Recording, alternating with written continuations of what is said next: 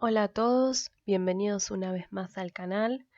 Hoy les traigo un libro diferente a los que estábamos leyendo. Es una novela, se llama Indias Blancas y es de Florencia Bonelli. Es un bestseller.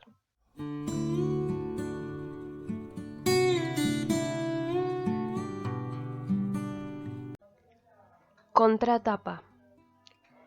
Esta es una historia de indios, malones y mujeres cautivas, pero también de blancos dispuestos a extender la llamada civilización a lo largo y ancho del país, de una familia que guarda celosamente sus secretos, de una sociedad pacata que no perdona a los que osan transgredir sus normas, y de unas pocas personas que se animan a tomar el camino de sus deseos más profundos.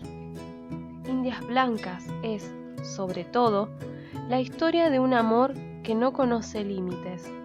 En 1870, Laura Escalante, una mujer de linaje intachable, comete un gravísimo error: enamorarse de un indio, el Ranquel, Nahuel Trus War, en el lejano sur de Córdoba, cerca del país de los Ranculches. El amor que se profesan encuentra su lugar, pero no por mucho tiempo. Un sinfín de fuerzas antagónicas se opondrá a esta relación: la iglesia, la familia de Laura, su eterno pretendiente, el mundo mismo. Laura sabe que el desafío es enorme, pero guiada por el recuerdo de su tía Blanca Montés, cautiva del cacique Mariano Rosas, luchará por convertirse en otra India Blanca. Con una ambientación histórica impecable y una prosa fluida y sensual, Indias Blancas se apodera de los lectores de la primera a la última página e incluso más allá. Yo no soy Huinca, capitán, hace tiempo lo fui. Dejé que vuelva para el sur, déjeme ir allí. Mi nombre casi lo olvidé, Dorotea Bazán. Yo no soy Huinca, India soy, por amor, capitán. Me falta el aire pampa y el olor de los ranqueles campamentos, el cobre oscuro de la piel de mi señor, en ese imperio de gramillas, cuero y sol. Usted se asombra, capitán, que me quiera volver. Un alarido de malón me reclama la piel. Yo me hice india y ahora estoy más cautiva que ayer. Quiero quedarme en el dolor de mi gente ranquel. Yo no soy Huinca, capitán, hace tiempo lo fui. Deje que vuelva para el sur, déjeme ir allí. Dorotea, la cautiva, de Félix Luna. Capítulo 1. Una voluntad poderosa. La tarde que Laura Escalante recibió el telegrama del padre Donati, no pudo evitar que su madre, sus tías y su abuela se enteraran. Incluso debió leerlo en voz alta. Agustín Grave, Carbunco, avisa general Escalante, padre Donati. El sacerdote lo había despachado en la villa del Río Cuarto, donde se hallaba el convento franciscano en el cual él y Agustín vivían desde hacía casi 5 años. Las 4 mujeres permanecieron calladas mientras Laura repasaba las líneas en silencio.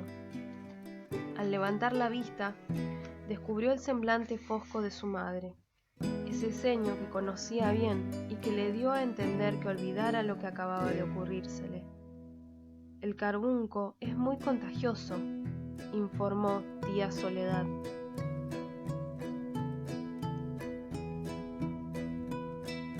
Y en ciertos casos mortal, agregó tía Dolores con aire de pitonisa en oráculo.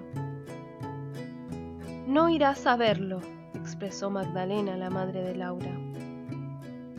¿Es que se te había cruzado la idea por la cabeza?, preguntó la abuela Ignacia. con ese acento madrileño que, después de casi 50 años en Buenos Aires, no perdía por orgullo. «Agustín es mi hermano», tentó la muchacha. «Medio hermano», arremetió Soledad. «E hijo de una cualquiera», completó Dolores. Bueno, terció Magdalena, que prefería no recordar a la primera mujer de su esposo, ni siquiera para denostarla. Ya suficiente tenía ella con sus celos y rencores. Lo cierto es que no irás. Yo no puedo acompañarte y tú, sola, no pones un pie fuera de esta casa. En otra ocasión, Laura habría comenzado un pleito.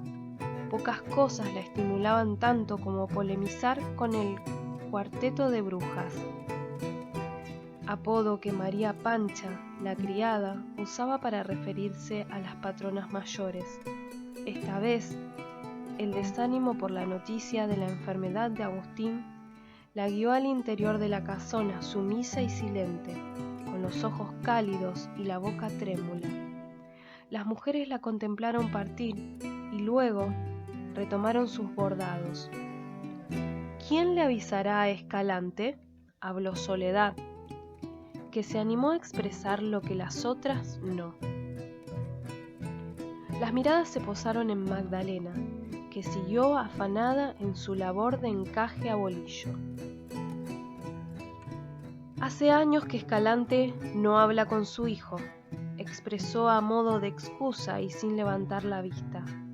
«Desde que Agustín tomó los hábitos», añadió, como si sus hermanas y su madre no lo supieran. «Qué hombre tan impío», soltó Ignacia, expresión que siempre usaba para manifestar la aversión por su yerno. En otros tiempos no había sido así, pero de eso hacía muchos años. Si estuviese tía Carolita, ella podría escribirle, aportó en vano Soledad, pues tía Carolita se hallaba en París y no regresaría en varios meses.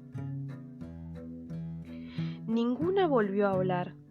Se concentraron en los trabajos de pasamanería, encaje y bordado que les tomaban gran parte de la tarde, y que María Pancha vendería al día siguiente en la Recoba, antes de ir al fuerte a ofrecer a los soldados sus confituras y pasteles.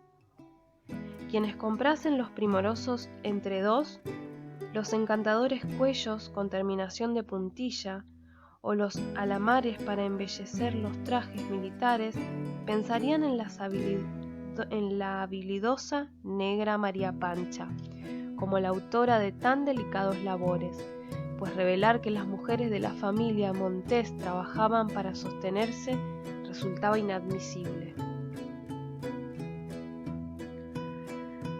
Laura escribía con celeridad en el tocador de su dormitorio. Nada quedaba del semblante compungido de momentos atrás. Poco había bastado para que se le ocurriese una idea y se disponía a llevarla a cabo. Siempre se salía con la suya, como decía a menudo la abuela Ignacia. María Pancha entró en el dormitorio, pero a Agustín Escalante lo adoraba. Era su hijo, aunque no lo hubiese parido, porque junto a la señora Carolina lo había criado como propio. Se acordaba como si fuese ayer de la primera vez que lo había sostenido en brazos, recién nacido, o la ocasión del primer baño, o la de los primeros pasos en el solado de la casa de Córdoba.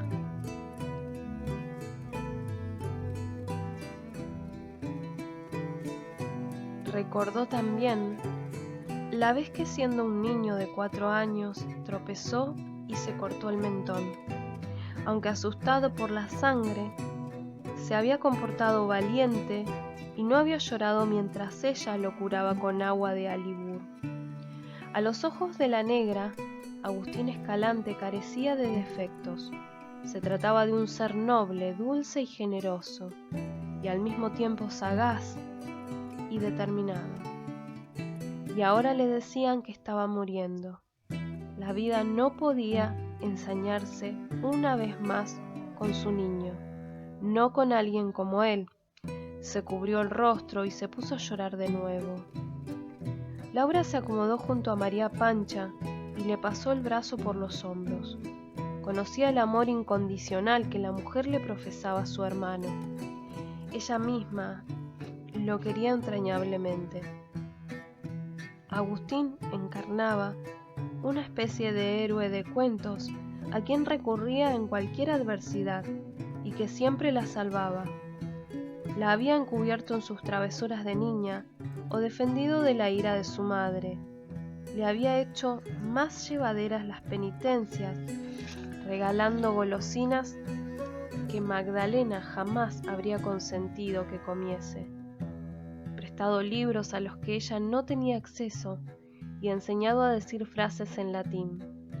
Los domingos después de misa la llevaba de paseo a la plaza y la mostraba con orgullo a sus amigos, que le habían tomado cariño, pues era una niña muy bonita y ocurrente. Una tarde Agustín dejó la casa paterna en Córdoba y se confinó en el convento de San Francisco. Por algún tiempo no recibió a nadie en su celda y solo se comunicaba por escrito con María Pancha. Laura creyó que su hermano había dejado de quererla y se apagó como un pabilo frente al viento. Casi no comía y merodeaba por la casa sin saber qué hacer ni a dónde estar. No era ella misma, le faltaba una parte fundamental de sí, su hermano mayor. Experimentó el repentino abandono de Agustín como una traición, y en un arrebato de llanto y furia le dijo a María Pancha que lo odiaba. Al día siguiente la criada le anunció que Agustín deseaba verla, y a Laura volvieron a brillarle los ojos. Debieron ir a escondidas al convento porque el padre de Laura, José Vicente Escalante, había decretado que Agustín ya no era hijo suyo y que nadie de la familia volvería a tener tratos con él. Laura nunca había sido una niña obediente y recibió esa orden con indiferencia. Durante una siesta, ella y María Pancha se escabulleron por el portón de mulas y corrieron hasta el convento, distante solo pocas cuadras. Las recibió el padre Donati, confesor y amigo de Agustín, e hizo una excepción al permitirle a la pequeña encontrarse con su hermano. Lo guardaron en el patio de la iglesia donde tantas veces Laura había jugado mientras su madre se confesaba con el padre Donati. El convento de San Francisco era sólido y sobrio, y carecía absolutamente de aparatosidad y boato. El pórtico que daba al jardín tenía incluso las columnas con la pintura descascarada, y faltaban algunas tejas en la cornisa, como una encía sin dientes. Solía ir al convento con buena disposición. Ese día, sin embargo, a Laura se le antojó que aquel recinto silencioso y simple había perdido el encanto de ocasiones anteriores. Cuando el sol daba de lleno sobre el empedrado y las ramas de los jacarandáes parecían guirnaldas. Ese día estaba nublado y las flores eran un pegote sobre los adoquines. Su hermano se había vuelto loco al cambiar ese sitio por la comodidad y el lujo de su hogar. Es cierto que Agustín nunca había mostrado mayor inclinación por las riquezas y el poder del respetado general José Vicente Escalante. Más bien, se complacía en cuestiones que nada tenían que ver con los negocios del padre, lo que había erigido un muro entre ellos, una distancia y una frialdad que incluso Laura, en su corta edad, había notado. Agustín las recibió en una sala pequeña desprovista de mobiliario y adornos, solo una banqueta larga donde se sentaron los tres muy juntos. Laura se aferraba a la cintura de Agustín y lloraba, a pesar de que se había propuesto no hacerlo. Su hermano había perdido peso. Tenía la expresión más saturnina que de costumbre, y se estaba dejando crecer la barba. Vestía una túnica de tela basta, color marrón y sandalias. He decidido tomar los hábitos, Laurita, soltó Agustín. Laura lo miró llena de espanto mientras trataba de pensar en una frase contundente que lo hiciera cambiar de parecer, que le abriera los ojos y lo enfrentara a su error. Él no había nacido para llevar hábito ni para vivir entre las sombras de un convento. No podremos salir de paseo los domingos, intentó, pero se dio cuenta de que a Agustín no se le movía un músculo de la cara. Ni tampoco podrás estar con tus amigos ni jugar al billar en el café de los plateros. Probó esta vez sin mayor esperanza, pues Agustín seguía inmutable.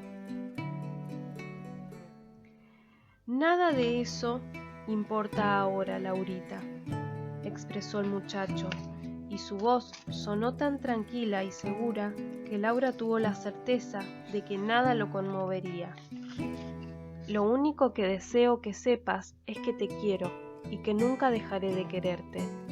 Y como sé que tú también me quieres, estoy seguro de que no te opondrás a que yo haga esto que deseo desde hace mucho tiempo.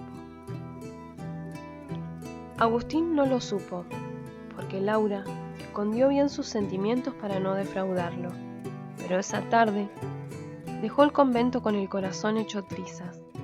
La casa ya no fue la misma sin él, ella tampoco. Incluso el adusto general Escalante, a quien aparentaba no importarle, se tornó meditabundo e introvertido, y pasaba más horas en su estudio con una botella de coñac como única compañía. Magdalena también echaba de menos las maneras contemporizadoras de su hijastro y su conversación entretenida. María Pancha, que culpaba al general de la decisión de Agustín, se retiró a los interiores de la casa y prácticamente no se mostraba durante el día. Una sombra pareció cernirse sobre la familia Escalante. Con el tiempo, Laura entendió que no había sido Agustín quien dejó a la familia, sino que la familia lo había abandonado a él. Desde entonces se afanó en mantener vivo el contacto con su hermano. Quería que Agustín supiera que al menos ella se interesaba, que al menos ella aún lo quería profundamente. Le enviaba largas cartas relatándole sus cotidianeidades, canastas repletas de naranjas que Agustín entregaba a los mendigos, libros que robaba de la biblioteca del general, roscas en la época de Pascua y budines con pasas y nueces para Navidad, prendas de lana para el invierno. Estaba segura de que el convento de San Francisco era, sobre todo, un sitio gélido en los meses invernales, y camisas muy costosas de lino para el verano. Lo visitaba cada vez que ella y María Pancha lograban sortear la custodia de Magdalena y obtener los difíciles permisos del convento, pues hasta que no se ordenara, el contacto con los de afuera se retaseaba. Laura había hecho de todo en aquella época. Lo haría también ahora para llegar al convento de Río Cuarto y asistirlo en su enfermedad. Así tuviera que pelearse con medio país. Le importaba un comino su madre, sus tías, su abuela y la familia Montés completa. Con respecto a su padre, hacía tiempo que no lo veía y ya se había acostumbrado a no tomarlo en cuenta. Él se ocupaba de sus negocios en Córdoba, eufemismo que Magdalena invocaba para disfrazar una separación de años. Y Laura vivía en Buenos Aires, bajo la tutela de sus abuelos. La distancia y el tiempo hacían lo suyo, y casi no recordaba que le debía respeto y consideración. En realidad, Laura jamás había experimentado ese miedo cerval que atenazaba a la mayoría cada vez que el general Escalante pegaba unos cuantos gritos o fruncía el entrecejo. A su padre, ella había sabido domeñarlo. Cierto era que se habían encontrado en un punto de la vida del general en el cual el hombre venía con el caballo viejo y cansado. Como solía aceptar el mismo Escalante, le escribiría avisándole de la enfermedad de Agustín, pero sabía que nadie de la familia lo haría, pero no esperaría respuesta y seguiría adelante con su plan. «No llores, María Pancha», pidió Laura más bien imperiosamente, y la negra se secó las lágrimas con el mandil. «Necesito que lleves esta carta ahora mismo. Es para Julián». «Para cartas de enamorados estoy yo», se mosqueó María Pancha, y le puso la esquela de nuevo en la mano. «¿Qué enamorado ni qué 8 cuartos? Julián es mi amigo, no mi enamorado. Y porque es mi amigo, lo necesito ahora. Llévale la carta y espera la respuesta. Tiene que ver con Agustín», agregó. «No voy si no me dices de qué se trata». «Mi madre no quiere que viaje a Río Cuarto. Le pediré ayuda a Julián». «Ay, Laura», exclamó María Pancha, y miró al cielo raso. «¿Por qué presiento que estás por meterte en un gran lío? Deja de hacer tanta alaraca. ¿Acaso no quieres estar con Agustín?». La mujer asintió. «Entonces ayúdame y no me pongas obstáculos en el camino. Ya tengo y de sobra con el cuarteto de brujas». Julián Riglos era habitué del Café de Marcos, a la vuelta de la Plaza de la Victoria, a pasos del Fragor y gentío de la Recoba Nueva. Le gustaba pasar las últimas horas de la tarde sentado en la misma mesa, cerca de la ventana, polemizando con sus amigos, algunos tan aristocráticos como él, otros sin tantos blasones, pero con carisma e inteligencia suficientes para granjearse la simpatía del resto. Algunos no eran mozalbetes ya y hasta podían contar con peripecias durante la época de Rosas, cuando la palabra muerte se escribía en una bandera roja como la sangre que se vertía casi a diario en San Benito de Palermo y en la Plaza de la Victoria. Se relataban anécdotas que a veces resultaban inverosímiles. Uno de estos parroquianos aseguraba que a su padre, por unitario, lo habían fusilado en santos lugares, y luego le habían enviado a su madre, como presente, la cabeza en una caja con sal. Muchos habían pasado esos años en el exilio y guardaban una antología interminable de relatos que a Julián le fascinaba escuchar.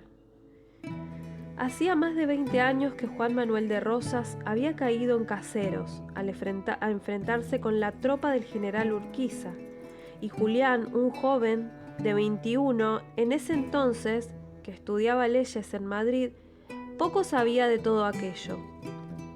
Por eso disfrutaba las conversaciones del café, en las que recogían información valiosa para el libro de historia argentina que escribía desde hacía algún tiempo. El trabajo resultaba arduo, porque siendo la Argentina un país tan joven, existían pocas biografías y crónicas. Además, por momentos la trama de los hechos políticos se presentaba compleja y enmarañada, difícil de entender y peor aún de explicar. Solía permanecer despierto hasta altas horas de la noche, reclinado sobre su escritorio, la vela prácticamente consumida y la casa en completo silencio, escribiendo con frenesí las ideas que como luces de relámpago le venían a la mente. Debía retenerlas en ese instante, si no, desaparecerían tras deprisa como habían llegado. Un momento después, repentinamente cansado, dejaba la pluma en el tintero, cerraba el cuaderno de notas y se ponía a pensar en Laura Escalante. Él visitaba Catalina del Solar para la época en que conoció a Laura. Fue un encuentro casual. una niña de no más de 13 años que caminaba de la mano de su criada por la calle del Potosí, lo dejó como petrificado cuando la vio desde su mesa en el café de Marcos. Se notaba que no era de la ciudad, miraba a su alrededor con fascinación y sorpresa. Le comentaba a la criada y le señalaba a los edificios y a los transeúntes como si aquello fuera parte de un mundo ignoto que se le revelaba esa mañana. Le brillaban los ojos oscuros y las mejillas sonrosadas acentuaban su condición de niña. Los bucles color de trigo rebotaban sobre los hombros al ritmo de un paso retozón. Julián arrojó una moneda sobre la mesa y dejó el lugar sin despedirse. La habría alcanzado y preguntado el nombre si el gesto de la criada que la acompañaba hubiera sido menos hostil. Era una negra de buena estampa, alta, delgada, aunque con grandes pechos y caderas redondeadas. Caminaba muy erecta, como desafiando. La mota al rape mostraba una cabeza de huesos perfectos, y las facciones no resultaban tan primitivas como las de otros africanos. Quizás, pensó Riglos, sangre blanca corre por sus venas. Calculó que rondaría los 40. Llevaba un mandil impoluto y estaba bien calzada, lo que le llamó la atención. Con una mano conducía a la niña, mientras con la otra aferraba una canasta vacía. Iban de compras al mercado. Julián la siguió lo que duró el trayecto, preguntándose a cada paso si había perdido la cabeza. Él, todo un hombre de 35 años, con cuestiones importantes que zanjar en su buffet, persiguiendo a una mocosa y a su sirvienta. Pero a medida que se le acercaba y que conseguía observar con detalle a la niña, incluso oírle la voz, se le acallaba el raciocinio y continuaba guiado por un deseo irresistible de tocarle la piel de la mejilla. Enfilaron rumbo al barrio de la Merced, donde vivía lo más granado de la sociedad. Al pasar frente a la iglesia de San Francisco, la niña bajó el rostro y se persignó. Tomaron por la antigua calle de la Santísima Trinidad, recientemente nombrada como de San Martín, y antes de cruzar la de Cangallo, entraron en casa de los Montés, una de las familias más tradicionales de Buenos Aires. De hecho, Julián conocía a don Francisco Montés y a su mujer Ignacia, al resto de la parentela también. Se preguntó muy intrigado para entonces quién podría ser aquel ángel. Fue la misma Catalina del Solar, su prometida, la que le puso al tanto de que Magdalena Montés, la menor de don Francisco, casada con el general de José Vicente Escalante, pasaba una temporada en casa de sus padres junto a su hija. Una temporada más bien larga, ya que se comenta que dejó Córdoba, porque no andan bien las cosas con el general, agregó doña Luisa, la madre de Catalina, que si bien mujer afable y cariñosa, poseía el mal hábito de interesarse por el lado oscuro de la vida de las personas y darlo a conocer sin el más mínimo sentido de la discreción. Me extraña, doctor Riglos, prosiguió la matrona, que no recuerde a Laurita Escalante, la niña que protagonizó semejante escándalo 2 años atrás, cuando pasaba unas vacaciones en la casa de sus abuelos. Usted debe de recordar aquel suceso. Ella y su primo Romualdo. Mamá, se impacientó Catalina. El doctor Riglos no tiene por qué recordar las travesuras de cada niña de esta ciudad. Vaya travesura, bufó doña Luisa. En los preparativos para el festejo por el Día de la Independencia que su padre organizaba cada año, Julián se encargó personalmente de la invitación para los Montés. La llevó un miércoles a las 4 de la tarde, hora en que la señora Ignacia abría su salón a las visitas. Para su gran desencanto, no halló al ángel de bucles color de trigo entre las mujeres que se apoltronaban en la verger, con el bastidor y aguja de bordar en las manos. Los invitaron a sentarse y beber chocolate. Conversaron de nimiedades hasta que Julián se dirigió a Magdalena para preguntarle por su hija.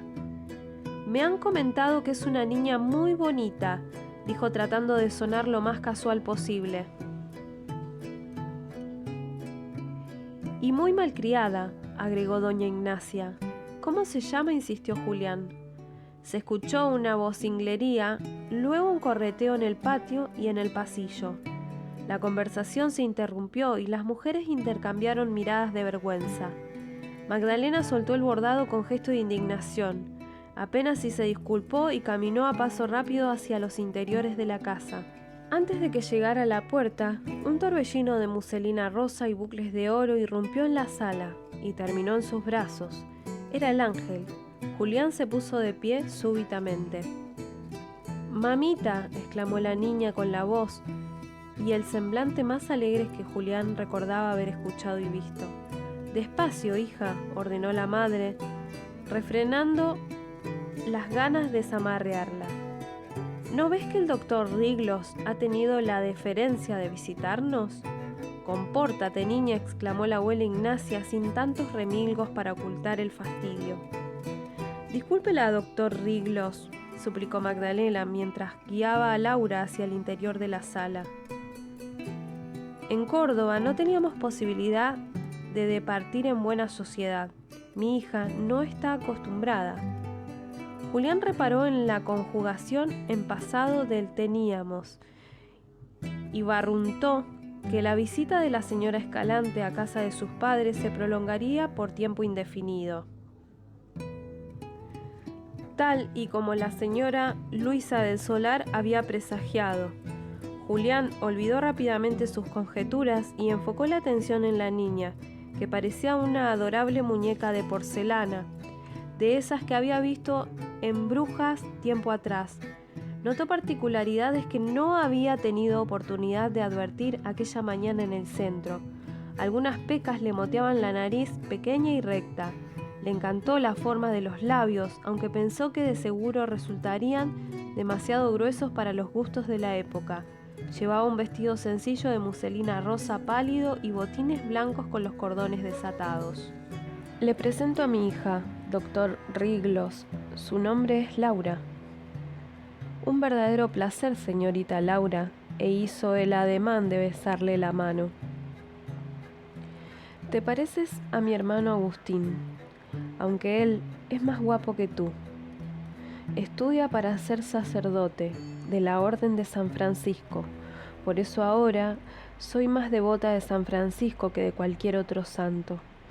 María Pancha me mostró una iglesia que está aquí cerca, que se llama San Francisco, y ahí iré a misa todos los domingos. Mi hermano me enseñó a decir cosas en latín, sé decir alea jacta est, que es lo que dijo Julio César al cruzar el Rubicón», completó Julián, y debió sofrenar la risotada que le trepaba por la garganta ante la expresión de Laura. «¿Tú también sabes latín?». «Deja de tutear al doctor Riglos», habló tía Soledad al ver que doña Ignacia se encontraba incapacitada de pronunciar palabra. El descaro de su nieta había conseguido dejarla muda. «Y por supuesto que el doctor Riglos sabe latín», agregó tía Dolores. «Cualquier hombre decente lo sabe».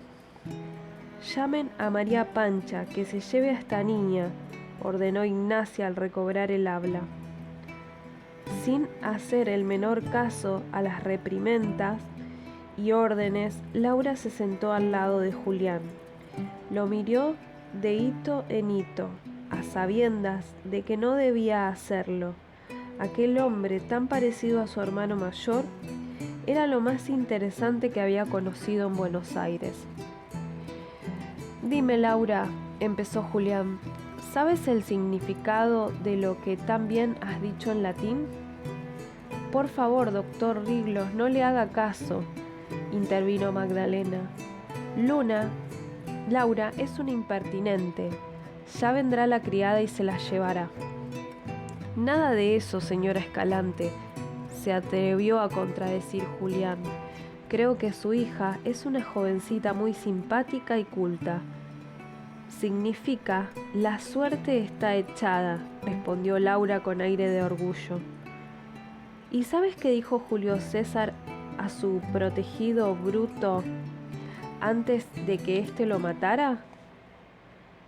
Laura negó con la cabeza, cada vez más entusiasmada con el invitado de la abuela Ignacia. No solo le recordaba a Agustín y sabía latinismos, sino que parecía dispuesto a enseñárselos. Quizás hasta la llevara a pasear los domingos después de misa. Julio César le dijo a Bruto, continuó Julián, tu quoque fili mi, que quiere decir tú también, hijo mío. Tu quoque fili mi, imitó Laura, como recitando, tu quoque fili mi.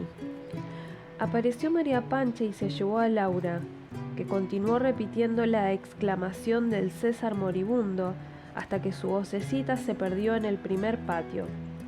La desilusión de Julián y la incomodidad de las señoras pusieron punto final a la visita. El siguiente domingo, Julián fue a misa de 10 en San Francisco, a pesar de que su familia era asidua concurrente de la de San Ignacio, la iglesia más refinada. A la salida, en el atrio, se presentó ante la niña y su inseparable chaperón, la negra María Pancha. La encontró adorable con su mantilla de encaje y el vestido en tonalidad malva. Llevaba un breviario primoroso con tapas de nácar y un rosario de perlas enredado entre los dedos. Se mostró tan efusiva y abierta como la tarde del miércoles en el salón de su abuela, y le agradeció que le hubiese enseñado esa frase tan interesante de Julio César. Ya le había escrito a Agustín, contándole acerca de él, de cuánto se parecían y de que también le enseñaba latín. Laura aceptó encantada ir de paseo a la Alameda por la tarde. Le habían hablado maravillas de ese lugar a orillas del río de la Plata, con sus arboledas y colchón de gramilla, donde las señoritas, protegidas por parasoles y pamelas, extendían grandes sábanas y se sentaban a disfrutar de las delicias que le habían preparado sus cocineras, tentando a los galanes caballeros que se arrimaran a saludarlas. En la imaginación de Laura, el paseo de la Alameda era un sitio de fábula. Más allá de las opiniones de tía Soledad y tía Dolores, que insistían en que ya no era lo que antes, con intrusos de la peor ralea atestándolo a cualquier hora.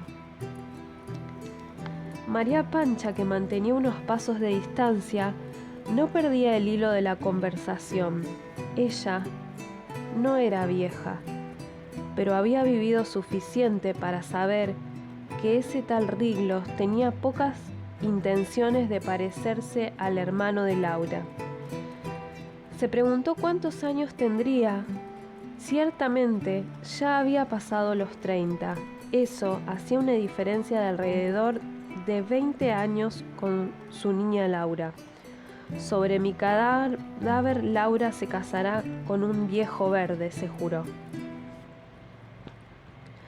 Todas las tardes de domingo, Julián pasaba a buscar en su birlocho nuevo a Laura y a María Pancha. Luego, recogían a Catalina del solar y se dirigían a la Alameda. Julián refrenaba los caballos, elegía el camino más trafagoso y así dilataba los minutos previos antes de llegar a lo de su prometida, amada, conversar con Laura, que se sentaba junto a él en el percante y lo tomaba del brazo. La negra María Pancha se acomodaba en los asientos del carruaje y, a causa del ruido de los cascos y de la gente, poco escuchaba lo que ellos platicaban. Catalina no sospechaba que Julián estaba perdidamente enamorado de Laura. Para ella, Laurita Escalante era una especie de hermanita menor a la que adoraban y sacaban a pasear para alejarla de las prédicas de la señora Ignacia. Laura, por su parte, admiraba a Catalina y le repetía que de grande quería ser como ella.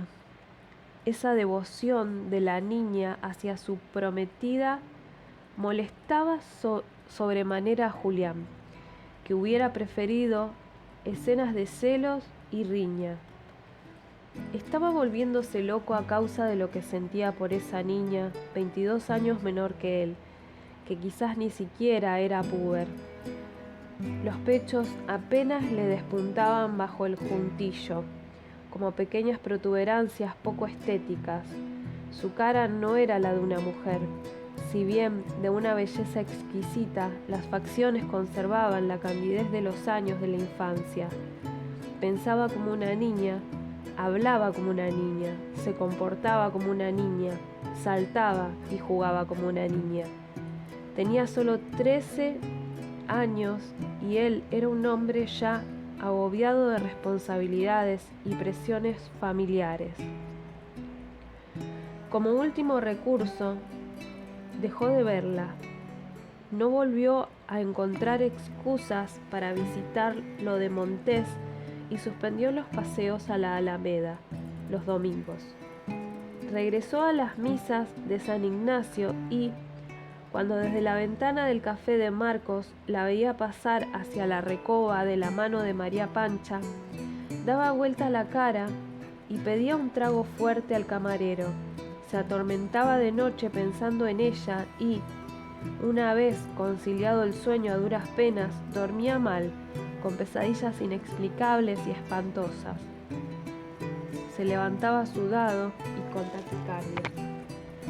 Una mañana apenas pasadas las 12:30, luego de atildarse especialmente, partió rumbo a lo de Montés.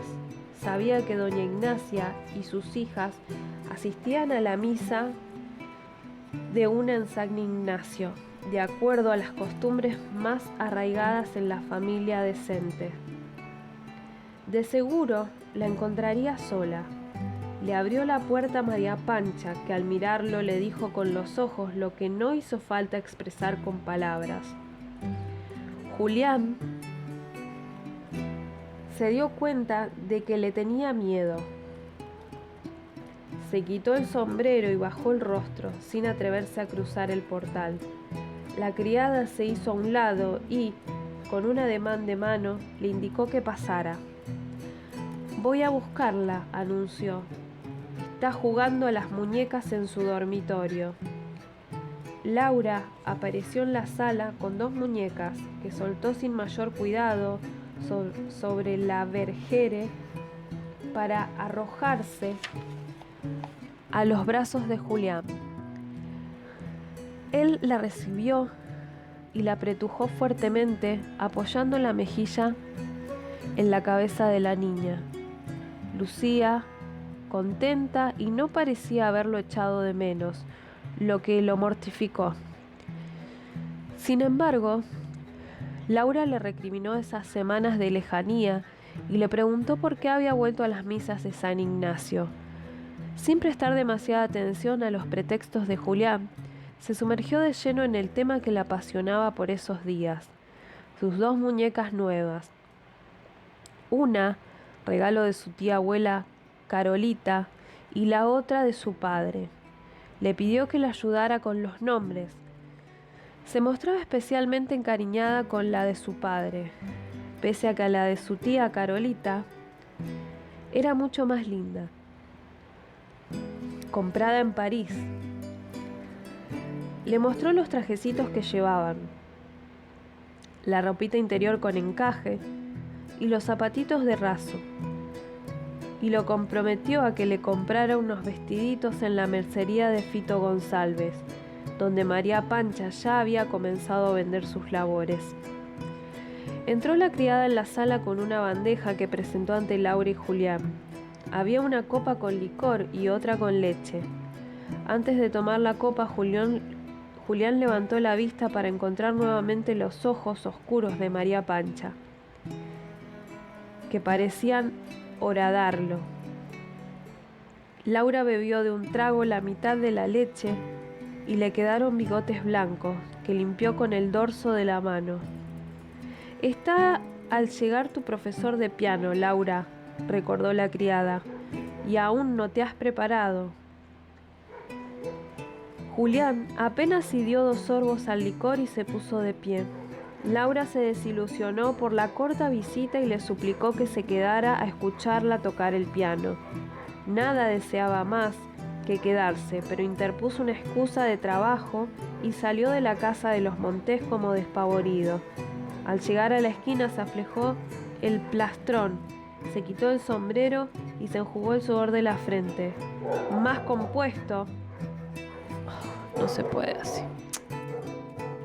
Julián apenas si dio 2 sorbos al licor y se puso de pie.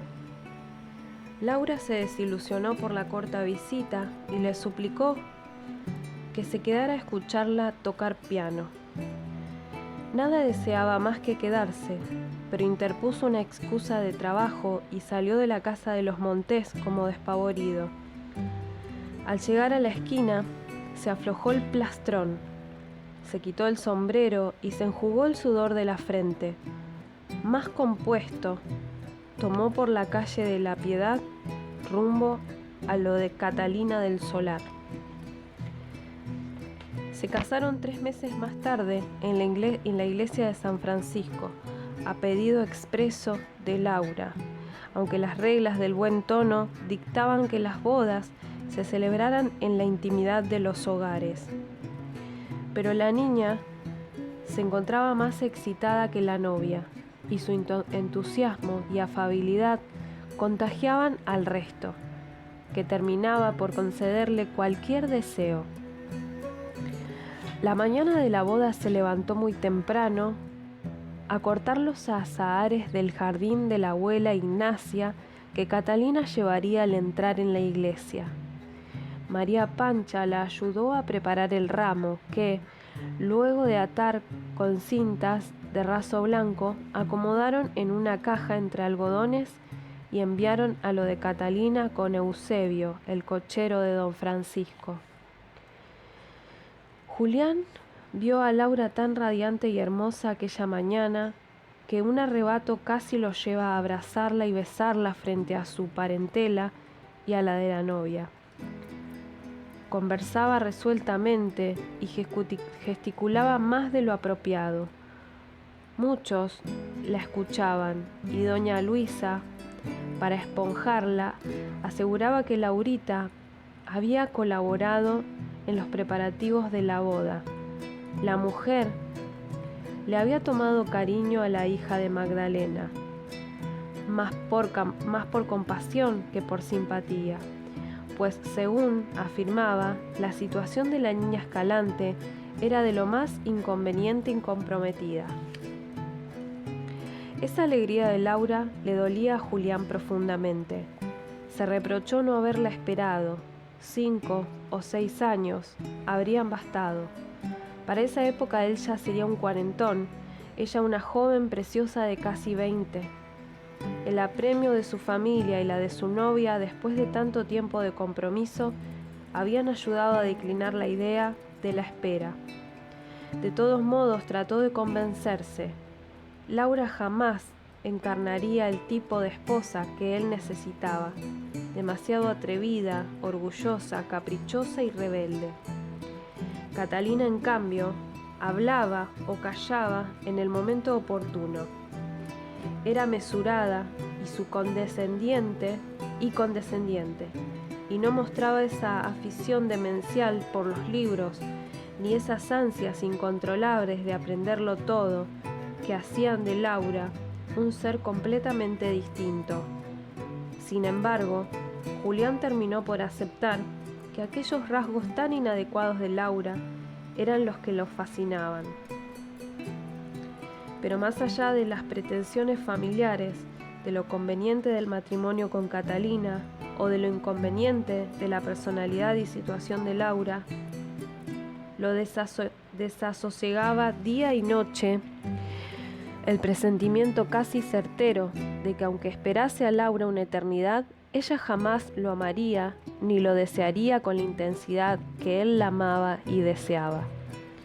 Lo vería siempre como a un hermano mayor, al que había suplido magistralmente la falta del mentado Agustín Escalante.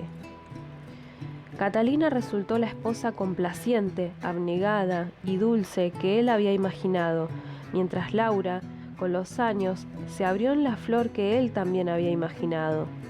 Las protuberancias poco estéticas se convirtieron en dos senos prominentes y llenos, que los escotes de los vestidos parecían incapaces de contener. La cintura se le afinó notablemente y se le redondearon las caderas. María Pancha ya no le rizaba el cabello, sino que se lo trenzaba y recogía a la altura de la nuca. Los contornos del rostro habían perdido los últimos vestigios de puerilidad, y ahora los pómulos y los labios eran los de una mujer. Julián debía soportar en silencio estoico los comentarios de sus amigos y de los hijos de sus amigos respecto de la hija del general Escalante. Su belleza exótica centraba las conversaciones en el café algunas tardes, y Julián se volvía taciturno y callado en esas ocasiones. Los hombres coincidían en que la Escalante, aunque hermosa y divertida, resultaba demasiado impetuosa, inteligente y pobre. Era famosa la batahola que había tenido lugar en lo de Montés cuando Soledad y Dolores encontraron en un arcón debajo de la cama de Laura un ejemplar de Lelia y otro de Indiana, dos de las novelas más escandalosas de George Sand, que la Iglesia había condenado públicamente y sumado al Index. La insatisfacción sexual de las protagonistas, casadas con esposos seniles y repulsivos, y las ansias por escapar de un mundo mediocre y poco estimulante, empantanado en prejuicios y preconceptos, formaban parte del tenor de los argumentos de Lelia e Indiana, que terminaron ardiendo en el fuego de la cocina, mientras Laura lloraba y maldecía en su dormitorio, de donde tenía prohibido salir hasta nueva orden de la abuela Ignacia. Nadie lo mencionaba en presencia de Julián, pues conocían el amor fraternal que lo unía a la joven, pero los hombres creían que Laura Escalante habría sido la cocote perfecta de un caballero de sociedad. Julián nunca llegó a amar a Catalina, pero sí a tomarle sincero cariño. Por eso se desoló la noche que su mujer murió de fiebre amarilla, una víctima más de la epidemia que devastó a Buenos Aires y al litoral del país durante 1871. Meses atrás, Catalina había sufrido un aborto espontáneo y la pérdida de sangre la había dejado débil y vulnerable. Cuando comenzaron los síntomas de la fiebre, el doctor Olivera previno a Riglos de que no existían mayores esperanzas. Eduardo Wilde, médico y amigo de Julián, ratificó el diagnóstico de su colega. Laura fue de las que ayudó a preparar el cuerpo de Catalina del Solar. La desnudaron y limpiaron con agua de lavanda. Le colorearon delicadamente las mejillas con carmín y le adornaron la frente con una tiara de rosas rococó. La vistieron con su traje de novia y Laura volvió a cortar azahares del jardín de la abuela Ignacia para confeccionar el ramo que Catalina llevaría sobre el pecho. La velaron en casa de sus padres y la enterraron en el cementerio de los Recoletos Descalzos. Los del Solar no hallaban consuelo, siendo como era la única hija mujer. Doña Luisa se negaba a aceptar que Catalina ya no existía, y Laura no se apartó de ella en lo que dudaron las ceremonias y ritos. Aunque se acercó a Julián para consolarlo y darle el pésame, lo notó extrañamente esquivo y ensimismado. Julián albergaba una gran culpa, Muchas veces, arrepentido de su boda con Catalina y muriendo de amor por Laura, había deseado recuperar la libertad. Ahora, sin embargo, un vacío inexplicable le ocupaba el alma. La echaba de menos. Quería regresar del buffet y hallarla en la sala sentada en su confidente, leyendo la vida de algún santo o bordando manteles. Quería escuchar su voz, suave y dulce, que tantas veces lo había serenado, o sentir el calor de su mano cuando le acariciaba la mejilla. Durante esos años había tenido un tesoro bajo las narices,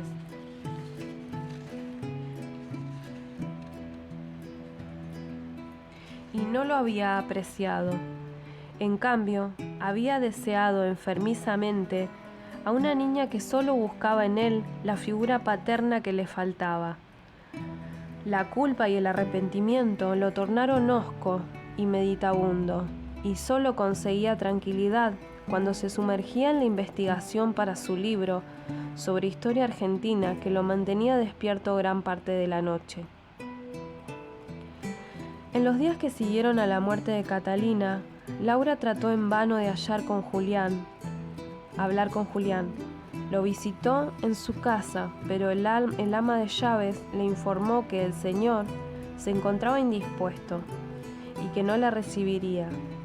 Cambió la misa de San Francisco por la de San Ignacio, pero tampoco lo vio allí.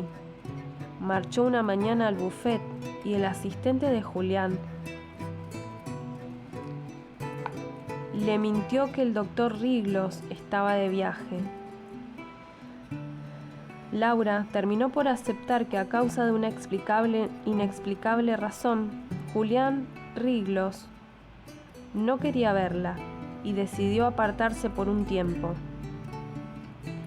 Julián supo que Laura Escalante se había comprometido con Alfredo Laíte un mediodía que almorzaba en casa de su suegra. Nadie lo advirtió, pero la noticia le hizo perder los colores, y aunque sus parientes políticos continuaron comentando, Julián no escuchaba.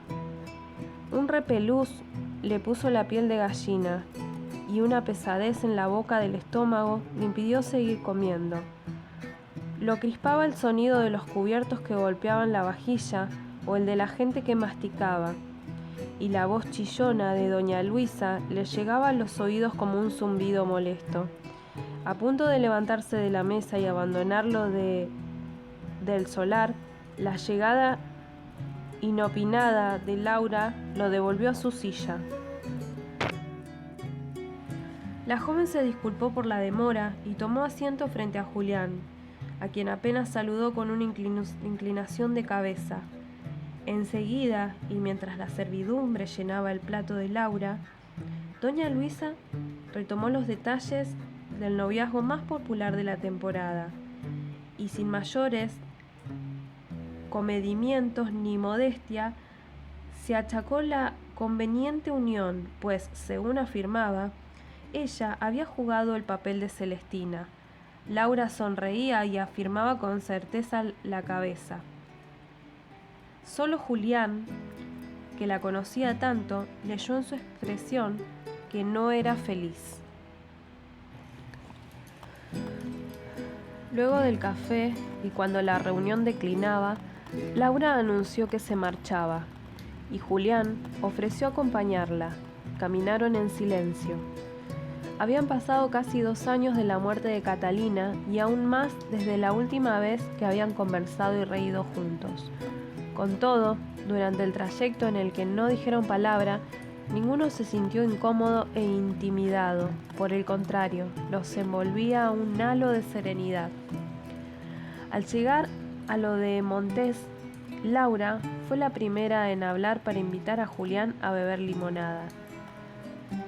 En el patio se sentaron en el poyo junto al aljibe, y Laura recordó que muchas veces lo había hecho sobre las rodillas de Julián. Ahora ella era una mujer y Julián Riglos un hombre.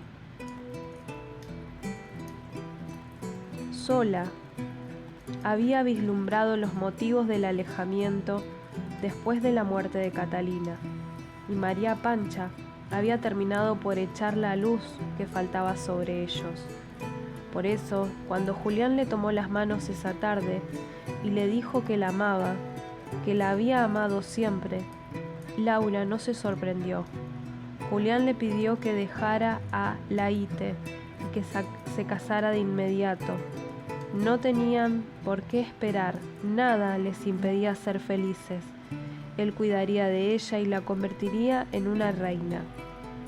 Le daría lo que se le antojase y más, nada le faltaría. Pero Laura se negó repetidas veces, y cuando Julián, casi perdiendo los papeles, la increpó al preguntarle qué tenía Laíte que a él le faltaba, ella le contestó sin mirarlo: a ti te quiero como un hermano, mientras que a Laíte no lo quiero de ninguna manera.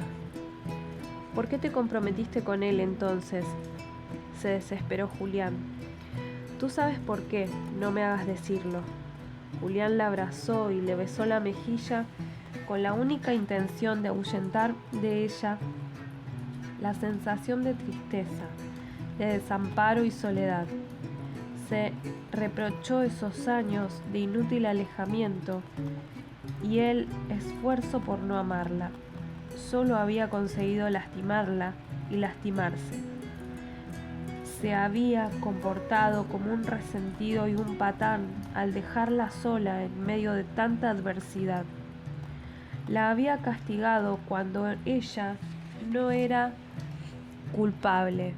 ¿O acaso podía achacarle a Laura su propia estolidez?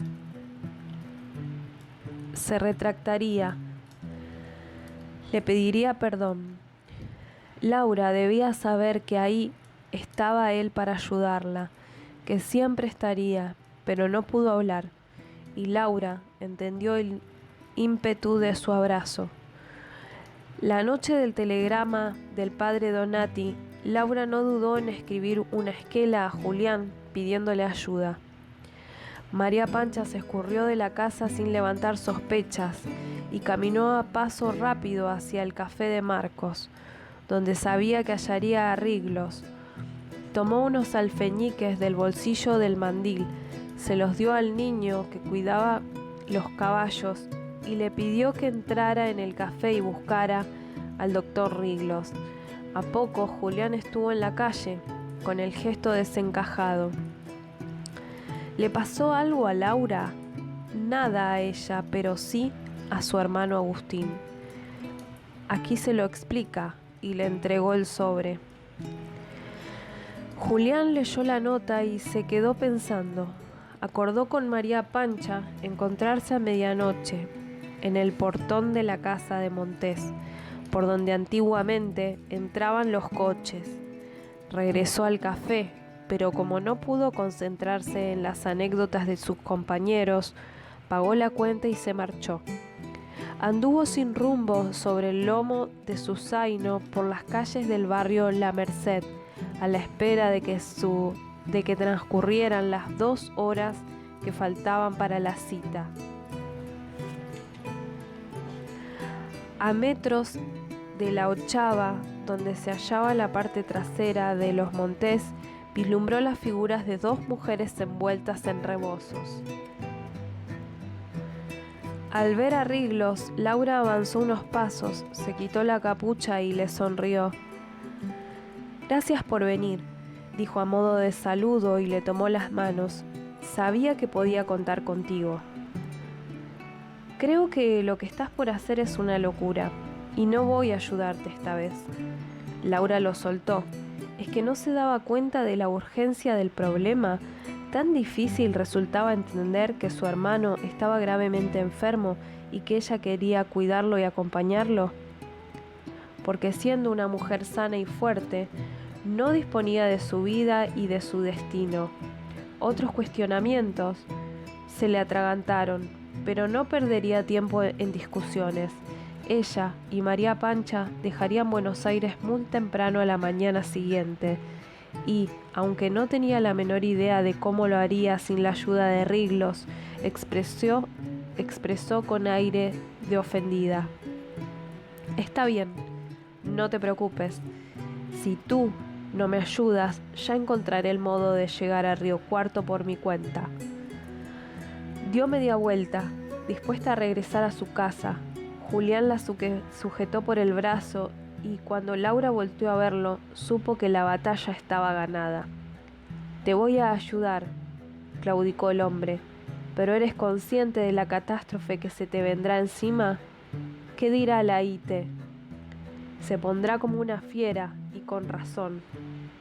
No lo defiendas. Tú no eres amigo de la Ite, ni siquiera te cae bien. La Ite está en Carmen de Areco, en el campo, con su padre, y yo no puedo esperar a que regrese. En el interín, mi hermano Agustín. En fin, no puedo esperar», resolvió, y bajó el rostro para ocultar que le brillaban los ojos. «Lo único que te pido es que me prestes un poco de dinero, lo suficiente para pagar el pasaje en la diligencia y para mantenerme en Río Cuarto. Si tuviera tiempo, vendería mis arracadas de esmeralda a Florencia Thompson.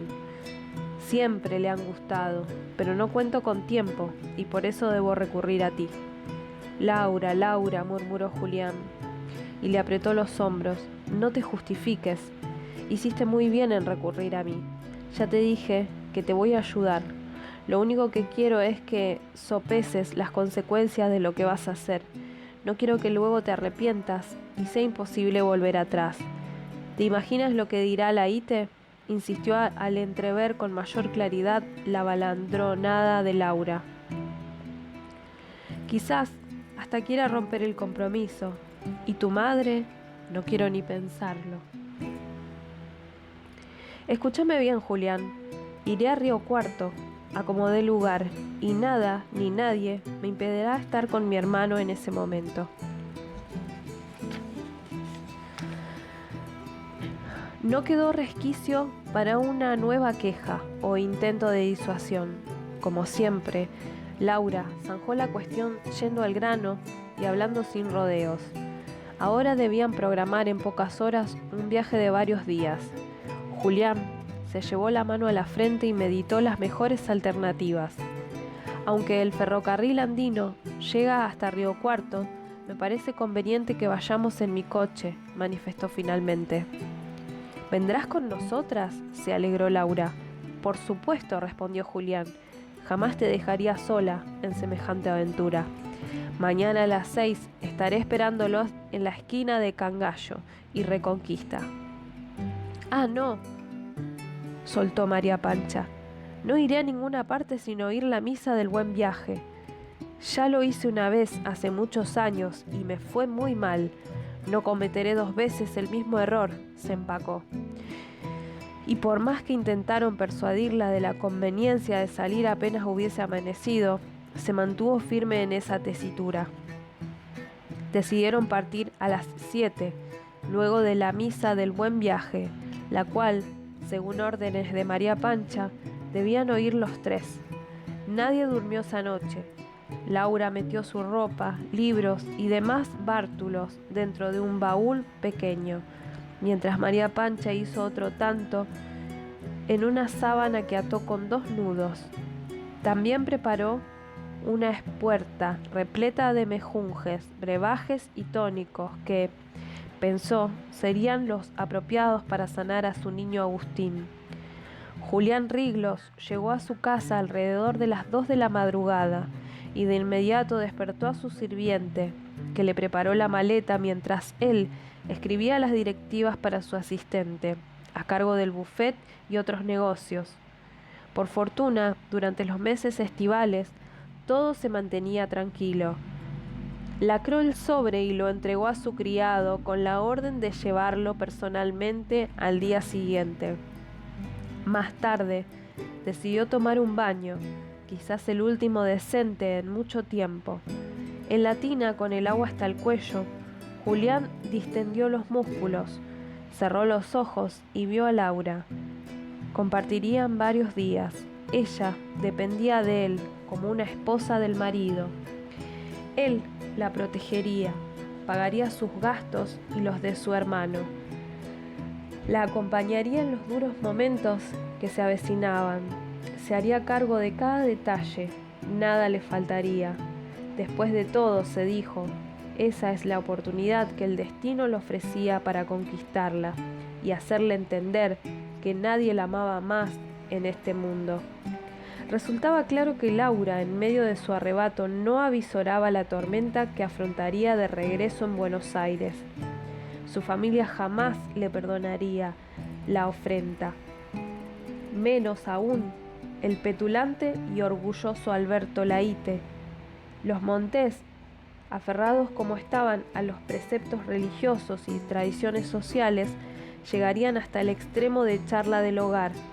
En medio de ese terremoto, en el cual los pedazos de la vida de Laura caerían con estrépito, él, Julián Riglos, volvería a aparecer como el ángel guardián y el salvador. Capítulo 2. Los esposos Javier. Si bien el viaje no presentó contratiempos ni sobresaltos, resultó lento y pesado. El calor del verano convirtió las horas del día en interminables. De nada valía descorrer los visillos. El aire de la pampa parecía el bostezo de un horno. El sol fustigaba el camino y la galera sin misericordia, y debían pasar muy seguido para que los caballos descansaran y abrevaran de lagunas o charcos barrosos. En las postas no hallaban las comodidades para restablecerse de las penosas jornadas. El traqueteo del coche los sacudía como maraca y les dolían los riñones y los huesos del trasero. Para matar el tiempo y en un intento por levantar los ánimos, Julián leía en voz alta El Quijote o alternaba con anécdotas de sus años en Europa. En pocas ocasiones logró que Laura riera o se interesara. La mayor parte se la pasó en silencio. María Pancha, en cambio, se inquietaba ante el menor sonido extraño y cada tanto apartaba los visillos y sacaba medio cuerpo por la ventanilla. ¿Y si nos atacan los indios?, preguntó al doctor Riglos. ¿Los indios?, se sorprendió Laura, a quien la idea no se le había cruzado por la cabeza. Tranquila, María Pancha, animó Julián. Mi cochero y el postillón van bien armados. Yo mismo traigo revólver en este maletín. Además, estamos en tiempos de paz. Se firmó un acuerdo hace tanto que con esos salvajes, los tenemos bien a raya. A esos hijos del demonio nunca se los tiene a raya, declaró sombríamente la criada. A pesar del acuerdo de paz, ¿crees que serían capaces de atacarnos?, se inquietó Laura. No quisiera una demora en este momento. La demora sería lo menos importante en caso de que nos atacasen, señaló María Pancha. Tendríamos suerte si saliéramos con vida. Si viajásemos hacia el sur de Buenos Aires, yo mismo me sentiría intranquilo, aceptó Julián. Los indios, al mando del Calfucurá, son traicioneros y no respetan acuerdo alguno, pero atravesamos la zona de los ranqueles del cacique Mariano Rosas. Ese salvaje es el peor de todos, prorrumpió María Pancha con inusitada vehemencia. ¿Qué sabe usted del cacique Mariano Rosas?, se extrañó Riglos. Demasiado para mi gusto, respondió la mujer, y no volvió a hablar. Si nos atacan, retomó Laura, les diré que soy la hermana del padre Agustín Escalante. Mi hermano y el padre Donati acompañaron al coronel Mansilla al país de los ranqueles en el 70 e hicieron muchos amigos entre esas gentes. Agustín me escribe en sus cartas que son buenas personas, que solo necesitan evangelización y educación. Incluso ha logrado que muchos de ellos vivan en la civilización como cristianos normales. Algunos trabajan en el Fuerte Sarmiento. Julián no quiso contradecir a Laura, pues conocía la devoción ciega que le profesaba a la hermana mayor, pero él no quería en la redención de esas bestias. Acordaba plenamente con un tal coronel Julio Roca, comandante en jefe de las fronteras sur, a quien solo conocía por los artículos que escribía para algunos periódicos de la capital. Roca sostenía que la única manera de finiquitar el problema del malón era arrojar a los indios de los campos que ocupaban y no dejar uno a la espalda. Un alumno de la Facultad de Derecho y amigo de Julián, el rosarino Estanislao Ceballo, de los pocos que dominaban a profundidad el tema de los aborígenes del sur, le había dicho semanas atrás que se debía quitar a los pampas el caballo y la lanza y obligarlos a cultivar la tierra con el Remington al pecho. He aquí el único medio de resolver con éxito el problema social que entraña la sumisión de estos bandidos, había concluido Ceballos. Por suerte, caviló Julián, comienza a visorarse cierto consenso en la clase dirigente en torno al tema del indio. En cuestión de tiempo, concluyó. Y volvió a mirar a Laura, que se había ovillado sobre el regazo de María Pancha y dormía. Se arrobó frente al semblante diáfano y sereno de la muchacha, que después de tantos días de mal dormir, había caído en un profundo sueño. Se dio cuenta de que era la primera vez que la veía dormir. La intimidad del momento lo colmó de dicha, y habría estirado el brazo y rozado el carrillo tibio de Laura, si no se hubiera topado con los ojos penetrantes de María Pancha, que velaba el sueño de la joven como un cancerbero. Sufrió nuevamente la incomodidad y el absurdo miedo que le inspiraba la criada. Lo ponía de malas que María Pancha le leyera la mente como un libro y que descubriera los secretos que a nadie le habría permitido conocer. Frente a ella se sentía desnudo. Era una mujer extraña, sabía leer y escribir, y no hablaba con los modismos típicos de los de su raza. Se decía que era una excelente curandera y otros le adjudicaban los talentos de una bruja muy eficaz. Resultaba antipática y en ella no existía un ápice de la típica sumisión de los negros. Lanzaba vistazos que destilaban resentimiento sin hacer caso de la condición social de la persona a quien iban dirigidos. Era arrogante y parecía despreciar a casi todo el mundo, excepto a Laura, por quien Julián estaba seguro habría dado la vida. Nunca le caí bien, ¿verdad? Se escuchó decir sorprendido de que los labios le traicionaran los pensamientos. Nunca. Usted es un impertinente, reprochó Julián, aunque inexplicablemente no se había enojado. Si llama impertinencia a la verdad, allá usted, doctor Riglos.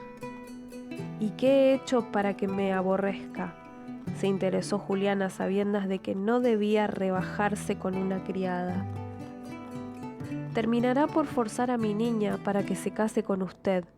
Buscará 1000 maneras hasta conseguirlo. Este viaje, por ejemplo. Se quedó en silencio mientras mesaba el cabello rubio de Laura. Ella lo mira a usted como un padre. Si se casan, le hará infeliz. Esa noche llegaron a La Carlota, una villa más civilizada que las postas misérrimas de días anteriores, con pulpería, donde se servían platos bien preparados y camas medianamente confortables donde pasar las escasas horas antes de retornar el viaje con la salida del sol. Vieron los primeros caseríos de Río Cuarto al atardecer del día siguiente. El corazón de Laura se le desbocó en el pecho cuando Julián Riglos anunció que se encontraban a 1 hora del centro mismo de la villa. Ya quería llegar, ya estar con su hermano para asistirlo en la enfermedad. De igual modo, Laura temía enfrentarlo, pues, aunque ni ella ni María Pancha lo mencionaran, sabían que el carbunco era una afección grave que consumía rápidamente a sus víctimas. «Es muy tarde», comentó Julián y rompió el silencio. «Creo que será mejor que nos ubiquemos en alguna posada y visitemos el convento mañana por la mañana». «De ninguna manera», se precipitó Laura. «Veré a mi hermano ahora mismo, o no estaré tranquila». «Los sacerdotes no te permitirán entrar», tentó Riglos. «El padre Donati sí». Julián dejaría a Laura y a María Pancha en el convento y se ocuparía de hallar un sitio donde hospedarse en Buenos Aires. La hostelería era escasa y mala.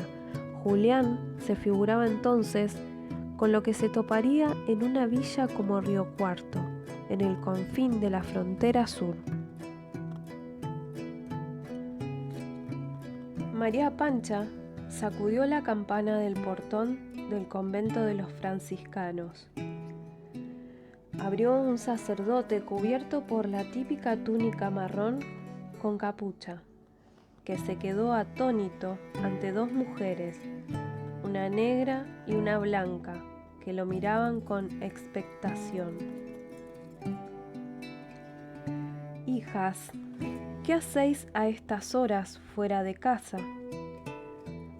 prorrumpió el hombre, con marcado acento español. «Disculpe, padre», empezó Laura y se aproximó. «Mi nombre es Laura Escalante. Soy hermana del padre Agustín Escalante. Acabo de llegar de Buenos Aires. He venido a verlo», agregó temerosa de escuchar la peor noticia. «No podéis entrar. Ninguna mujer puede entrar», aclaró de mal modo. «Además, estas no son horas para molestar un lugar sagrado. Volved mañana por la mañana a misa de 6 y hablad con el padre Donati». Laura le repitió su nombre y la relación que la unía a Agustín, y el sacerdote insistió en que se hallaba prohibido el ingreso de mujeres al convento y que regresara al día siguiente. El franciscano amagó con cerrar el portón y Laura, de un empellón, casi lo sienta en medio de la salita de recepción. El hombre prorrumpió en gritos y amenazó a Laura con castigos infernales.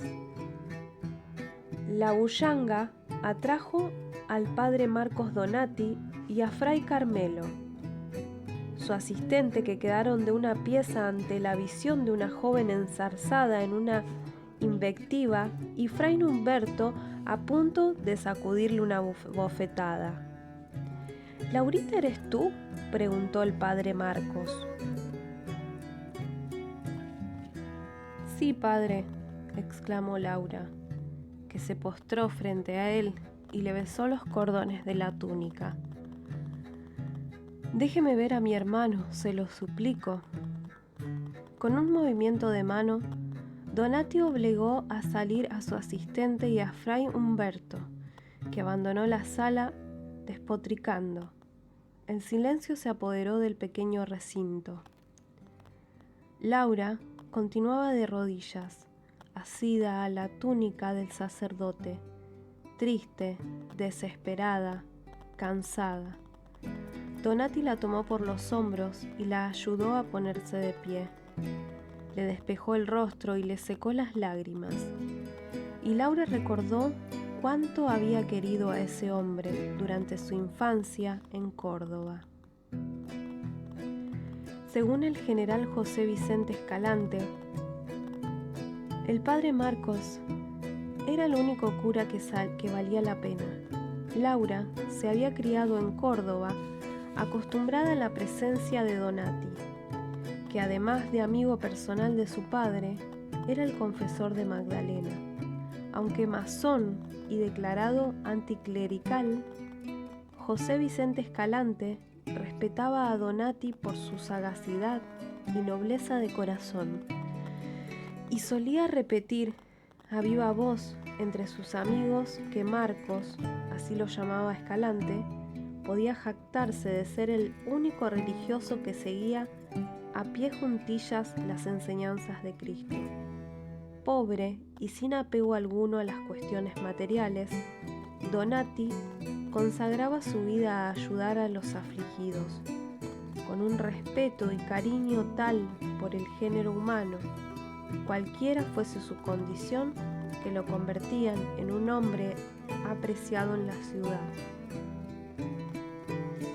Sin embargo, los planes de Marcos Donati se hallaban lejos de la docta, en la frontera misma del país, donde el salvajismo y la civilización, dos términos en boga, se confundían a veces.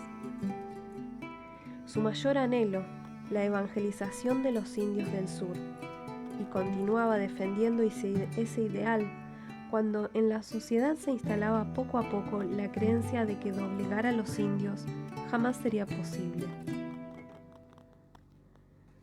Ya se había demostrado que los pampas eran irreductibles. Lejos de la intención de Donati estaba doblegar a los indios, consciente de que esta era una empresa carente de sentido. Más bien, resultaba una fanfarronada de los cristianos querer aniquilar las costumbres, lengua y ritos de un pueblo para imponer las propias. Agustín se apegó al padre Donati desde pequeño. Le gustaba ese hombre menudo, delgado y extrañamente ataviado, con ojos vivaces y sonrisa constante, que le relataba historias increíbles de un tal Giovanni Bernardone, a quien la gente llamaba Francesco y que había nacido en Asís, un pueblo en el centro de Italia. También le regalaba dulces, estampitas y escapularios. Le palmeaba la cabeza y le decía: «Eres un buen niño y muy inteligente además». Cuando Agustín le recitaba de memoria versos de Garcilaso, el poeta preferido de Donati, lo visitaba a menudo en el convento y el padre le convidaba con bolas de fraile y chocolate.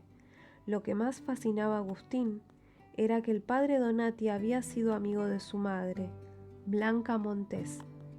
Esa mujer misteriosa de la cual nadie hablaba, muerta poco tiempo después de su nacimiento, y por la cual Agustín sentía una devoción que en parte María Pancha y el mismo Marco Donati habían alimentado.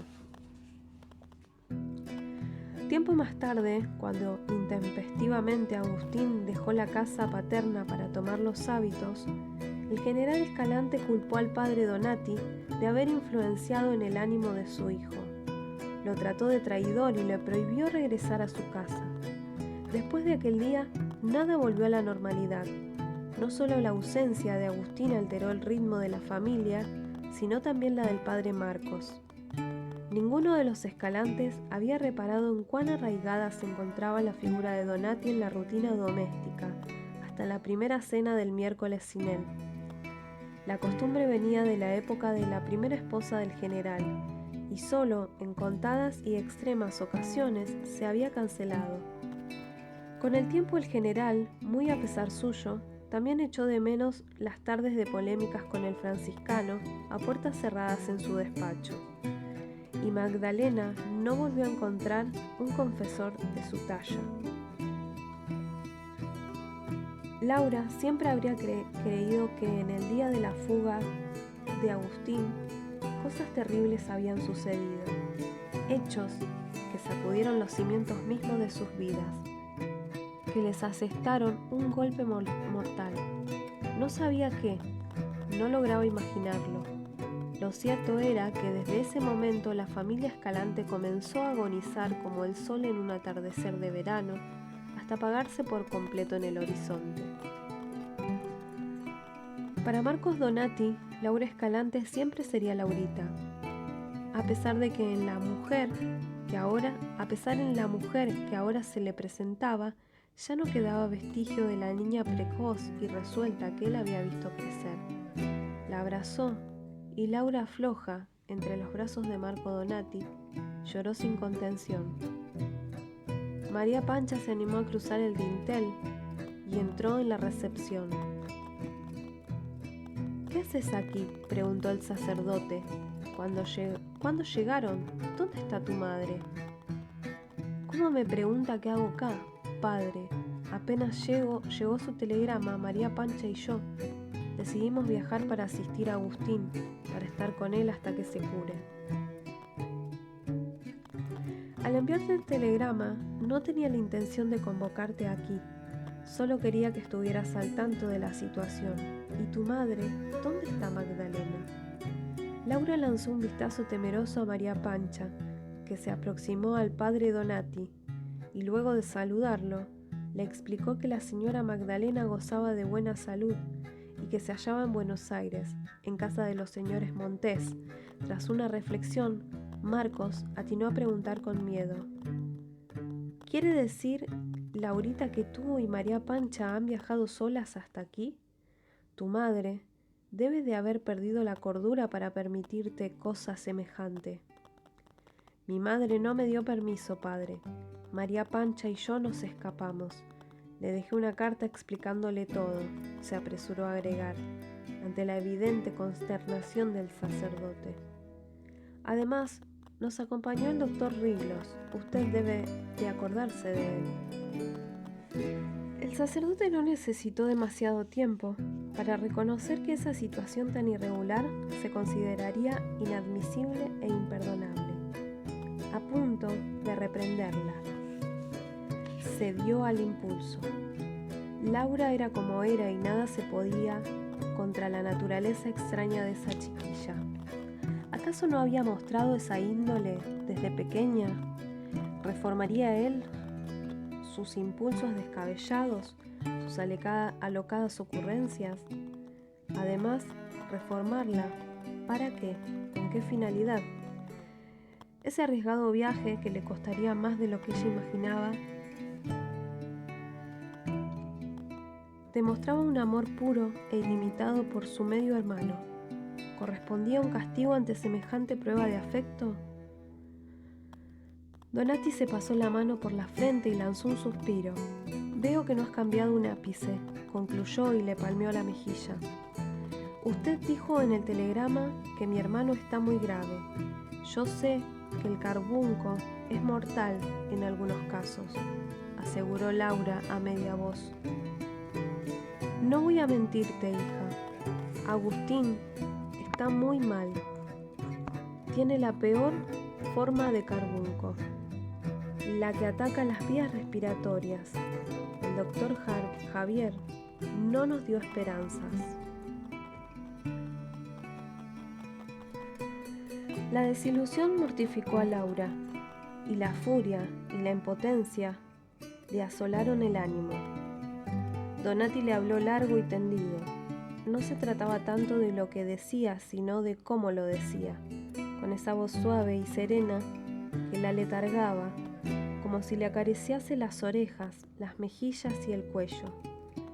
La angustia se volvió suspiros y un momento después sintió en el cuerpo el cansancio de tantas noches mal dormidas, de tantos días de ansias y sin sabores.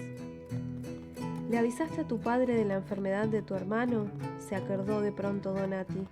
«No», reconoció Laura. «En el apuro del viaje lo olvidé».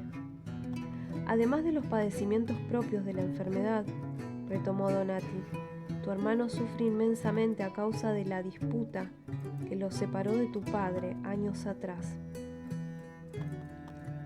Pide continuamente por él, quiere morir en paz. Quiere pedirle perdón al general. Apenas el doctor Javier me comunicó lo de la enfermedad de tu hermano, te envié el telegrama para que le avisaras, porque temo que tu padre, al recibir mi carta, no la lea. Y no creo estar equivocado, porque no he recibido respuesta ni aviso alguno. Me temo que tu padre ni siquiera se tomó la molestia de abrir el sobre. Al ver mi nombre, se deshizo de él sin más». Mi padre puede llegar a ser muy cruel, con su tosudez, admitió Laura, y un despunte de rencor le endureció el gesto. No juzgues a tu padre, Laurita. La vida no ha sido fácil para él. Le había escuchado decir eso al padre Marcos muchas veces, y más que un pedido de indulgencia, ella lo tomaba como la justificación a los arranques del general, a la terquedad de sus posturas, a lo atravilario de su carácter.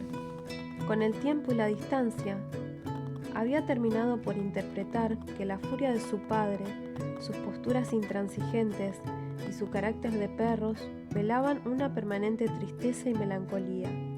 Laura quería a su padre, pero jamás le perdonaría que no acudiese al llamado de su hermano.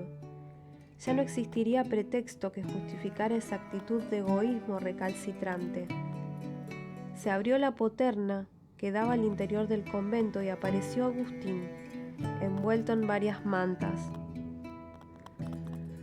asistido por Fray Carmelo.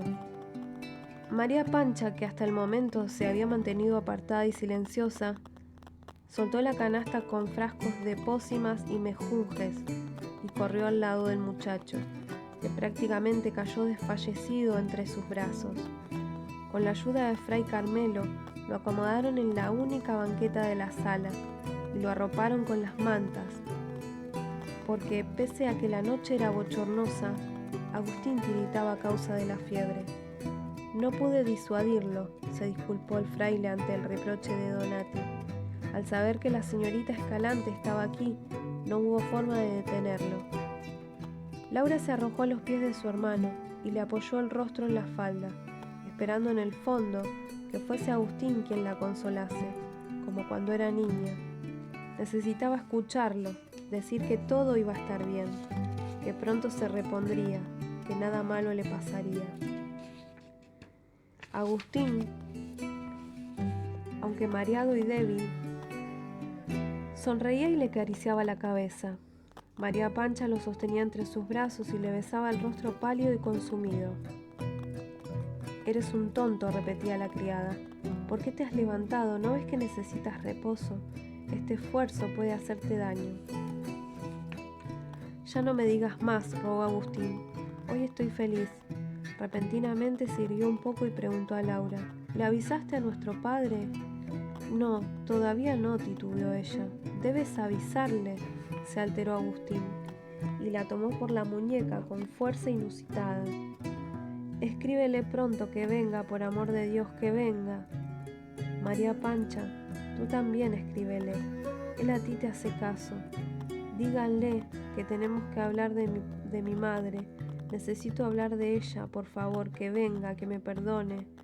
Y se cayó de pronto, agotado por el arranque. «Tengo cosas muy importantes que arreglar antes de...» «Cállate», exclamó Laura. Agustín sufrió un acceso de tos y Laura enseguida le aproximó su pañuelo a la boca. Al retirarlo, una mancha sanguinolenta contrastaba con la blancura del lino. Lo obligaron a regresar a la celda. Fray Carmelo, un hombre alto y fornido, lo ayudó a ponerse de pie y lo guió hacia el interior del convento. Laura contemplaba la mancha de sangre en su pañuelo, entre incrédula y asustada. Aquello le pareció el signo más evidente de que su hermano pronto dejaría las esperanzas que había anidado, se desbarataron en un santiamén. Les mostró el pañuelo a María Pancha y al padre Donati. «Agustín está muy grave, Laurita.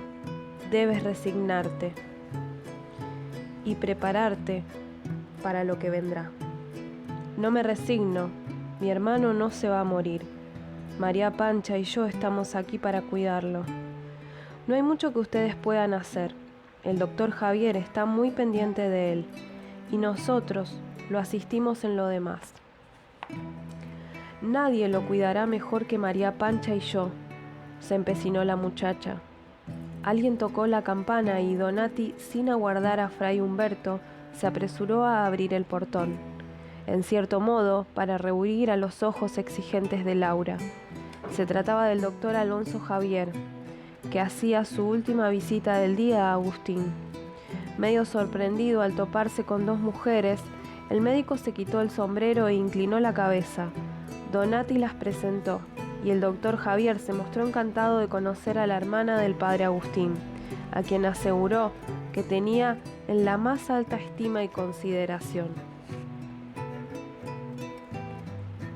En realidad, el doctor Alonso Javier le debía a Agustín Escalante la vida de su único hijo, Mario Javier, la de su mujer, Generosa, y la propia. Su agradecimiento lo llevaba a profesarle una devoción ciega, al igual que su esposa, que se refería al padre Escalante como al santo del poncho, en alusión a la típica vestimenta del joven franciscano. Un año atrás, retornando de un viaje a San Luis, la familia Javier había sufrido la embestida de un malón que terminaba sus correrías por el sur de la provincia. Un desmayo salvó a doña Generosa de las aciagas circunstancias del ataque. Al despertar, sin embargo, coligió la magnitud y ferocidad de lo ocurrido. El cochero y los dos postillones se hallaban muertos, con varios lanzazos en el pecho. Los caballos y el equipaje habían desaparecido, junto con su esposo e hijo.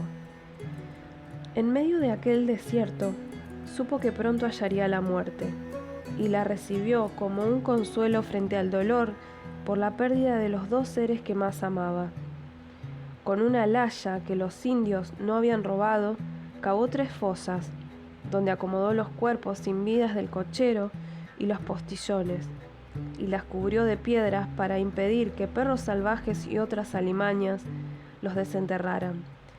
Exhausta, luego de semejante faena, se echó al lado de las tumbas a morir.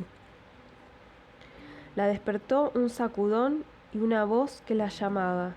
Ella deseaba seguir durmiendo y, farfullando palabras incomprensibles, se negaba a reaccionar. La voz se tornó imperiosa y un chorro de agua sobre la cara terminó por despabilarla. Alguien la acomodó sobre su regazo y le dio de beber lentamente hasta que el ardor en la garganta remitió. Doña Generosa, habló la voz con dulzura esta vez, soy yo, el padre Agustín Escalante. Déjeme morir, padre, suplicó la mujer. Los indios me lo han quitado todo. Ya no tengo nada por qué vivir. El doctor Javier aún vive, anunció Agustín. Los indios lo abandonaron al costado de la rastrillada. Seguramente lo creyeron muerto. Lo hallé a poco de aquí. Tiene una herida no muy profunda en la cabeza. No es de cuidado. Está conmigo, recostado sobre el lomo de mi caballo. Y mi hijo... Se despertó la mujer y lo asió por el poncho. ¿Qué hicieron con mi hijo esos salvajes? El gesto de Agustín expresó más que las palabras, y doña Generosa supo que no existían esperanzas de volver a ver a Mario, su único hijo. Una vez en Río Cuarto, el padre Escalante los entregó al cuidado de sus familiares, y no volvieron a saber de él en semanas. Los esposos, Javier, se repusieron de las heridas y malestares, aunque sus ánimos se quebraron irremediablemente.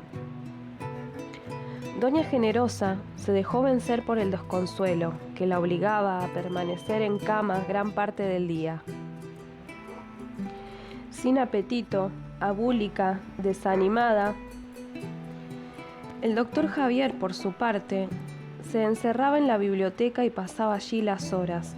Aferrado a una botella de licor, no visitaba a sus pacientes y ya nadie llamaba a su puerta para consultarlo. Una tarde, casi 2 meses después del ataque de los indios, Blasco, un muchacho que trabajaba en el establo del pueblo y que solía ayudar a doña Generosa en el huerto, irrumpió en casa de los Javier como tromba. El doctor Javier se puso de pie con dificultad y abandonó la biblioteca. Doña Generosa se echó encima del salto de cama y acudió al comedor. El padrecito Agustín rescató a Mario, anunció el muchacho. Ya lo trae, yo lo he visto. Esa tarde, cuando Generosa y el doctor Javier apretaron contra sus pechos el cuerpo de su hijo adolescente, volvieron a vivir. Los Javier no supieron qué decir al padre Agustín.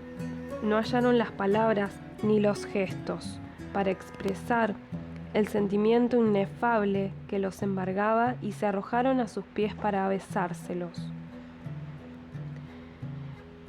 No es a mí a quien deben este reencuentro, aseveró el padre Escalante, sino al cacique Nahuel Trus Wor, que intercedió ante su padre, el gran cacique Mariano Rosas, para que liberara a Mario y le permitiera regresar conmigo a Río Cuarto.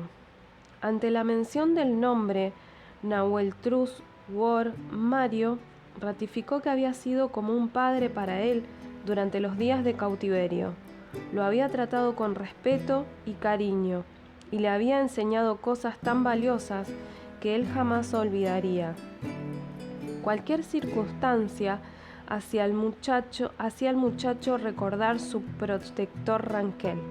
Hablaba con tanta devoción del tal Nahuel Trus Wor que su madre terminó por preparar una canasta repleta de frascos con mermelada de duraznos y damascos, tortas de grasa y algunas prendas de vestir, y se las envió al cacique como muestra de agradecimiento. Carmen, una Ranquel que vivía entre el fuerte Sarmiento y tierra adentro, se encargó del envío. De todos modos, y más allá de la intermediación del hijo del cacique Mariano Rosas, los Javier sabían a quién verdaderamente le debían la vida. Era al padre Escalante. Por eso la noche que el doctor Javier regresó a su casa y comunicó a Generosa y a Mario que el padre Agustín había contraído carbunco, una sombra se cernió sobre ellos. La impotencia embargaba a los Javier, en especial a doña Generosa, que terminó por ordenarle a su esposo que solicitara autorización para traer al padre Escalante a su casa, donde ella lo cuidaría. Según doña Generosa, ni el más fuerte de los hombres se repondría a una celda estrecha y mal ventilada como la del padrecito Agustín. Echado sobre una yacija incómoda, comiendo cuando a fray Humberto se le antojaba. Esa noche el doctor Javier llamó a la puerta del convento franciscano, resuelto a llevarse a Agustín. Bien conocía él las condiciones en las que se hallaba el sacerdote. La celda, más bien larga que ancha y tan pequeña como la despensa de su casa, olía mal. El aroma penetrante del vinagre y del fenol con el que se bañaban paredes y pisos para evitar el contagio, que escocía en la nariz y en la garganta, y que la escasa brisa que ingresaba por el ventanuco no lograba disipar. Marcos Donati no era de naturaleza arrebatada, y mientras el doctor Javier le solicitaba autorización para tomar a su cargo el cuidado de Agustín, se mantuvo reflexivo. Laura se aunó al pedido del médico, y aunque María Pancha no abrió la boca, le clavó los ojos y le hizo recordar muchas cosas. No se vería bien que un sacerdote dejara el monasterio, nadie lo aprobaría.